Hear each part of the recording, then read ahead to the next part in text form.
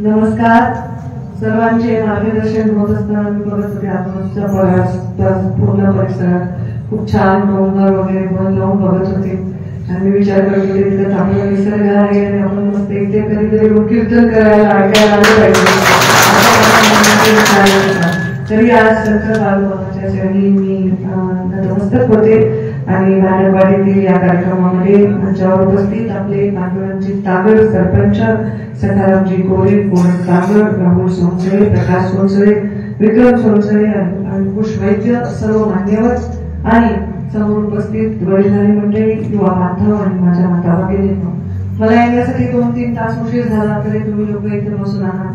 हेच तुमचं प्रेम आहे आणि मला आता याच्यातून लक्षात आलं की तुम्ही काय मलाच मतं देणार आहात, मतं दुसरीकडे तुमचे जाणार नाही. मी मतासाठी आले असते तर मग मी म्हणलं असं आहे तर आपलेच मत आहे की आपलंच गाव आहे. महाराज म्हणले तरी हा परिसर अमुक आहे, साहेबांचा आहे, मला माहिती. माझी 5वी लोकसभा निवडणूक आहे महाराज, मला सगळं माहिती. सगळ्या गावांची माझ्याकडे एक्सरे आहे. त्या सगळ्या निवडणुका मुंडे साहेबांच्या 2009 पासून मी पाहिले तर मला हा परिसराविषयी सगळी माहिती आहे. या परिसरामध्ये जवळपास 350-400 कोटी रुपयाचे रस्ते आपण वाढीत आणल्या पाहायला गेलेले आहेत. फक्त आता हे बाळूमामाचा संस्थानापर्यंतचा रस्ता ती तुमची मागणी आहे. त्याला काही रस्ते नाही झाले, जसं आता मी नंदरवाडीला गेले ते रस्ते नाही झाले कारण तिथं जमीन जी होती ती ताब्यात नव्हती सरकारच्या, म्हणून काही ठिकाणी अडचण आली. आणि इथे वर रस्ता करण्यासाठी पण तीच अडचण होती. त्यामुळे रोजगार हमीमधनं हा रस्ता मंजूर करून वरपर्यंत पक्का करून घ्यायचं आणि मग त्याच्यावर डांबर टाकायचं असं माझ्या डोक्यामध्ये आहे. तर तो रस्ता मंजूर आहे. आता आपल्याला जालिंदर तुम्ही स्वतः उभा राहून विषय मागे लावून द्या कारण ते मंजूर रस्ता आहे. दुसरं आपण ते संस्थानासाठी जाताना एक पूल आहे आणि त्या पुलावर झाली होती. त्या पुलीमध्ये खरंच काही मुली वाहून गेले होते तेव्हा हजारची तसं दिली होती आणि तो पूल सुद्धा 30 टोकन त्याच्याबद्दल मंजूर झालेला आहे. असे प्रसंग खूप अवघड असतात. दरवेळेस काही आपल्याकडे आपण म्हणतो पाऊस पाऊस नाही ढगफोट येतो असा एक प्रसंग घडतो, परंतु असं नाही घडला पाहिजे. हे पुलाचं काम सुद्धा आता लवकरात लवकर होऊन जाईल. हे मंजूर काम आहे हे मी तुम्हाला सांगेन. तर मी इथे याच्या आधी बिना मंजूर कामाला काय करू काम मंजूर करूनच आले. मुंडे साहेबांना 2095 एवढाच काळ मिळाला सत्तेचा. मला 2014 ते 19 एवढा काळ मिळाला सत्तेचा. 2019 ते 24 मी सत्तेत नव्हते, मी पक्षाचं काम करत होते.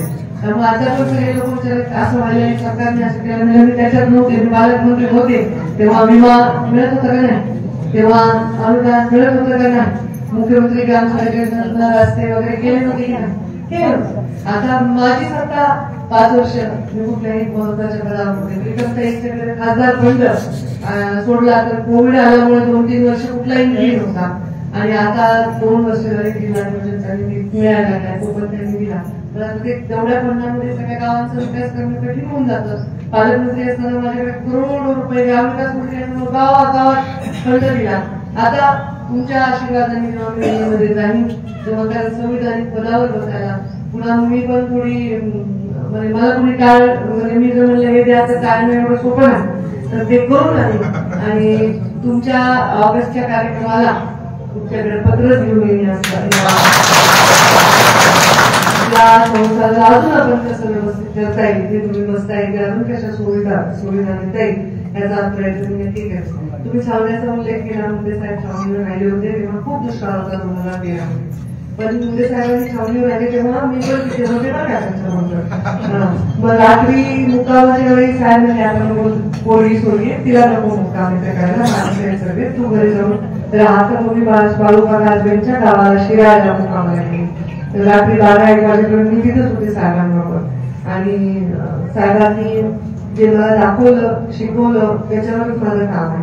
माझ्या जीवनामध्ये माझा बाप असा गेला की सिनेमाचा कहाणी असा म्हणजे ज्या दिवशी सत्कार होता त्याच दिवशी साहेबांचा अंतिम संस्कार करावा लागला. हे दुर्दैव कोणत्याही कोणाही लोकांच्या वाट्याला येऊ नये एवढेच मी बाळूमामाची प्रार्थना करते. त्याला 10 वर्ष झाले.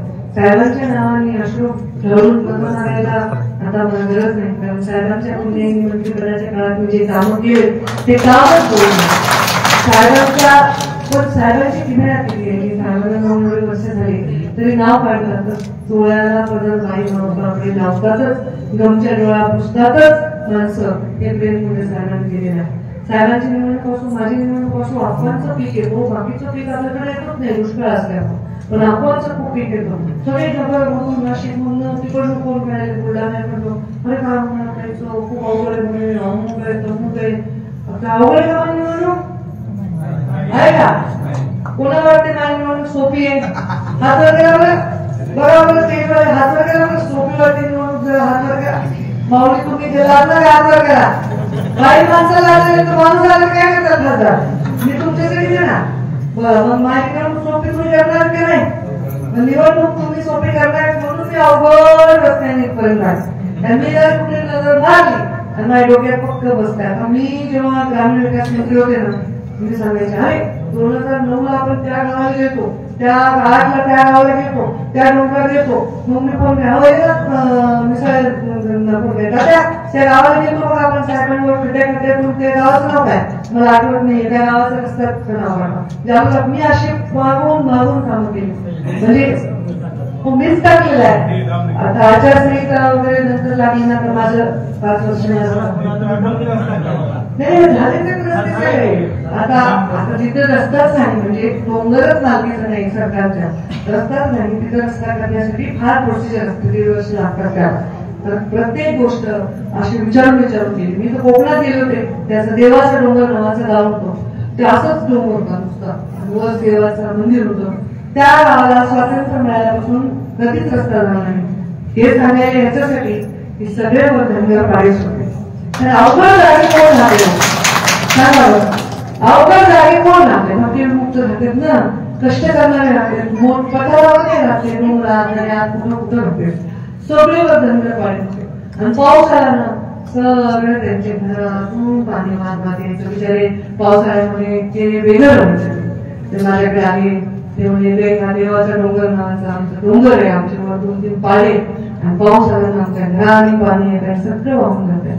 आम्ही किती वर्ष स्वातंत्र्यापासून असंच राहिलो. अक्षरशः माझ्या डोळ्याला पाणी आलं. तो रस्ता 19 किलोमीटरचा रस्ता होता, डोंगर तोडून तो रस्ता करून त्यांच्यापर्यंत गेला. कुठल्याच निमिषात बसत नव्हतं. अधिकारी म्हणजे बसत नाही, बसत नाही कसं बसत नाही, तिथं माणसं जाऊ शकतात, तिथं रस्ता कसं जाऊ शकत नाही. जिथे म्हणजे माणसं डोक्यावर येतात ना किराणा माल नेतात, बांधायला बांधकामाला विटा नेतात, सिमेंट नेतात, तुम्ही रस्ता नेऊ शकत नाही. नियम मला सांगायचे नाही गरीबाचं कशा, मोठ्या माणसाचं काम करताना नियम तोडायला तुम्हाला सांगायला लागत नाही, तर गरीबाचं काम करताना नियम मला सांगायचा नाही. ही माझी प्रवृत्ती होती आणि म्हणून काम केलं. आता थोडे बहुत राहते बघ काम चालतच राहतं 12 महिने. आता मी रस्ता केला, दुसऱ्या दिवशी 2 महिन्यांनी 2 वर्षांनी त्याचे खड्डे पडत असतात, पुन्हा भरावं लागतात. हे काय चालत नाही. पण ओळख स्वाभिमान कायम आपल्याबरोबर असला पाहिजे. तुम्हाला स्वाभिमान नाही, तुमच्यासाठी काम करेन, समाजाला अंतर देणार नाही, कोणताही जातीवाद करणार नाही, सगळे मला सारखे राहतील आणि सगळ्यांचा हे माझं वचनच आहे. आणि तसंच वागले, बोले त्याचा चाले त्याची वंदावी पावले ऐकत राहतो आपण, पण तसं करत नाही. आता राजकारणाच्या आता एक बोलते तिकडून हे पाऊल टाकेपर्यंत दुसऱ्या पक्षाचं असं झालं. काल एखाद्याचं नाव आडनाव माणसात असलं काल आडनाव होतं, तसं ते आडनाव पक्षाचं जर धरलं रोज बदलतात. तशा माणसाच्या आपण काय म्हणतात. आज तुमच्यासाठी सेवेसाठी मी आले, तुमच्या नम्रपणे हात जोडून विनंती करायला आले की तुम्ही मला आशीर्वाद द्या. पुण्यश्लोक अहिल्यादेवी अर्थात ठेवून समाजाचा विकास करता करता धार्मिकता सुद्धा स्वीकारली आणि खूप धर्माचं काम केलं, खूप जीर्णोद्धार केले. तेच माझ्या समोर आदर्श आहे आणि तसंच करण्याचं काम मला करायचं. मी जेव्हा माझी यात्रा काढली, मी जी यात्रा काढली होती तेव्हा मी जिजाऊंचं दर्शन घेतलं होतं सिंदखेड राजाला जाऊन. मग मी नायगावला जाऊन पुण्यश्लोक सावित्रीबाई सावित्रीबाई पुण्याचं दर्शन घेतलं, रमाईचं दर्शन घेतलं आणि मग मी चौंडीला आमच्या पुण्यश्लोकांच्या चरणावर माझ्या यात्रेची समाप्ती केली होती. तर अमित शाह देखील त्या राज्यकर्त्या होत्या. आपण त्यांची शिवड्या घडलेच नसते ती जाऊन नसत्यात. मला काय होतं आपल्या पुण्यावर आशीर्वाद ठेवला, आपल्या ताकद एवढी मोठी राजाच राजाच होत. तर हे काम आपलं मी तर एवढा जीर्णोद्धार केला, काही राहिले का मी कुठल्या संपर्क नाही. ज्या रेड्याच्या डोक्यावर माऊलींनी हात ठेवला आणि वैद बोलवली त्याच्या मंदिराचा सुद्धा मी जीर्णोद्धार केलेला. हे सुद्धा करायला पाहिजे.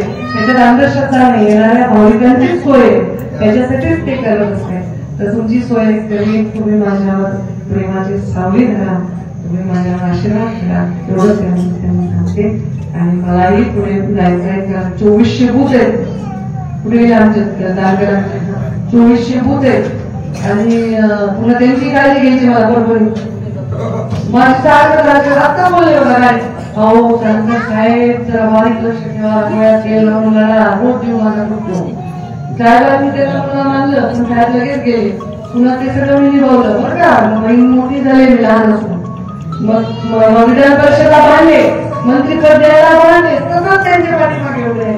आताही फोन करायचे काय पूर्ण माझा तर आशीर्वाद 100% होते, त्याचा काही विषयच नाही. लक्ष ठेवा, तुम्ही त्यांना म्हणाले होते नीट डोळ्यात ते लक्ष ठेवा.